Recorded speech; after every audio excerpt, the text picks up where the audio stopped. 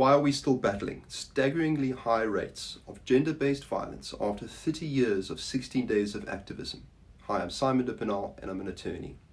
It's time once again for 16 days of activism for no violence against women and children.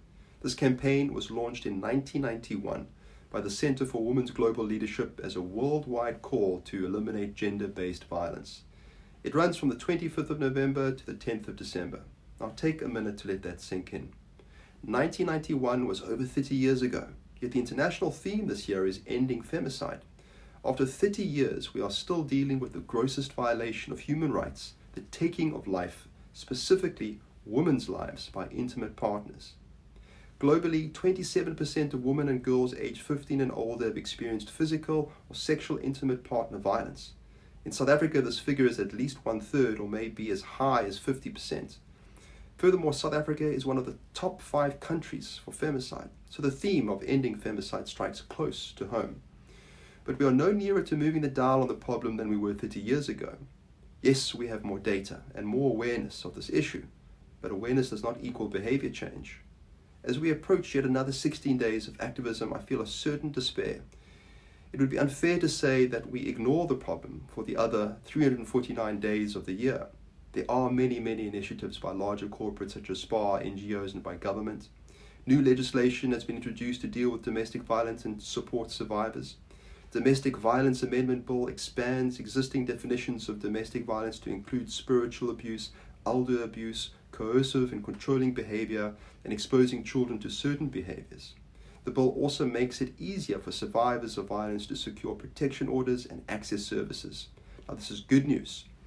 But my despair stems from the fact that we are dealing with symptoms, not causes.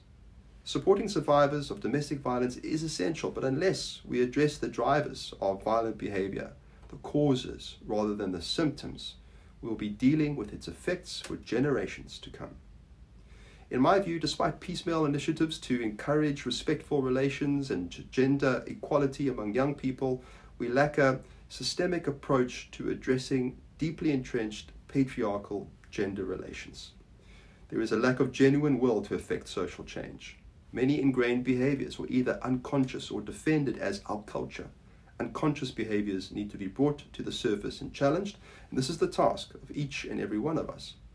We must call each other out when we witness misogynistic or discriminatory language or behavior.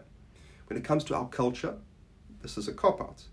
It's an excuse to avoid confronting and changing behaviors that benefit those who embrace those behaviors. Chimamanda Ngozi Adichie, the Nigerian author, says, and I quote, "Culture is constantly changing. I have beautiful twin nieces. If they had been born 100 years ago, they would have been taken away and killed because it was our culture to kill twins. Culture does not make people. People make culture. So if the full humanity of woman is not our culture, then we must make it our culture," unquote. Just making laws will not change our culture. Over the 16 days of activism for no violence against women and children, I will be reflecting on some of the ways I believe we can bring about real change in gender relations in South Africa.